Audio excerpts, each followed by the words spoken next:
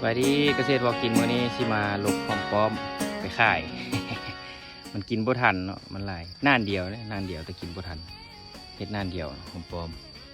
คือจะลกออกแล้วก็พอดีสุดใหม่ก็กำลังขึ้นอันนี้เราลกไปซ้ำนี้แล้วบ่ฮอดครึ่งนานมาลุ้นนำกันว่าสิได้จักโลได้จักขีดเอาออกไปซ้ำนี้มันสิได้จักขีดเรียบร้อยเนาะครับไปสั่งมาเรียบร้อยขายเรียบร้อยแล้ว จากที่เขาลกไปซ้ำนี้ยังเหลือกายเครื่องบ่ฮอดเครื่องนานเขาลกไปได้7 ขีดได้7 ขีดอันนี้ก็สิประมาณ2 โลได้เลยเนาะคันว่าเบิดนานนี่เนาะคันว่าเขาลกบ่ฮอดเครื่องนึงก็สิได้ประมาณโลนึงอันนี้บ่ฮอดเครื่องเกือบครึ่งคันเบิดนานนี้น่าจะได้ประมาณ2 โลกับหอมปลอม